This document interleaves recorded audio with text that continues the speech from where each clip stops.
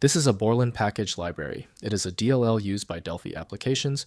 It contains compiled code. You cannot open it. I'm Evan Brooks, Certified Support Engineer. I'll explain its role. Don't worry if the first steps fail. I have a guaranteed nuclear option recovery process for the BPL format, but we'll attack the top issues first. A BPL file is a Borland Package Library, a specialized type of dynamic link library, DLL, optimized for the Embarcadero, formerly Borland, development ecosystem. Unlike standard Windows DLLs, a BPL contains runtime type information, RTTI, which allows Delphi or C++ Builder applications to share complex objects and components seamlessly.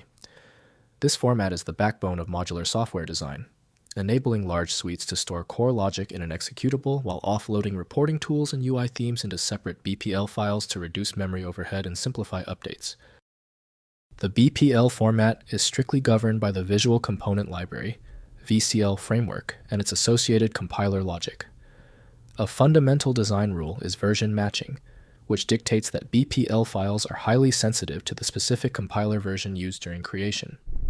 Because they export intricate C++ or Delphi classes, rather than simple functions, a BPL compiled in one version of Delphi is typically incompatible with an application built in another.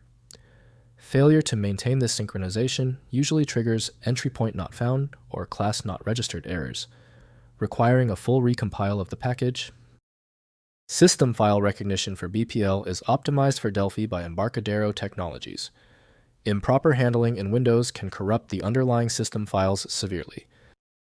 Windows cannot display functional behavior, so security tools must be used to inspect the file. Your first move is to test all possible decoders. Right-click your BPL file and choose Open With. Use Delphi if it is installed. If it's missing, select another program. Testing is the quickest diagnostic method. If the BPL file won't budge, stay calm. Only the most difficult files make it this far. We must now test these known failure areas to get a definitive answer on the problem's origin. First, fix missing file. If an app says VC100 BPL is missing, don't download random files from the web. Reinstall the application or the RAD Studio runtime, as these libraries must be registered in the Windows search path to work. Next, use Dependency Walker. If a BPL won't load, use a tool like Dependencies or Dependency Walker. This will show you exactly which other BPL or DLL file is missing from the chain, which is usually the real cause of the crash. Finally, check the search path. Windows looks for BPLs in the Application folder first, then in C, Windows System 32. If you have multiple versions of the same software installed, an old BPL in the System 32 folder might be hijacking the newer app. If compatibility checks failed, it is likely because the file extension name is shared by different developers for unrelated formats, causing your PC to use the wrong reading language. You might consider a solution that focuses on the internal data structure rather than the extension name, which is often a practical way to attempt opening ambiguous file types.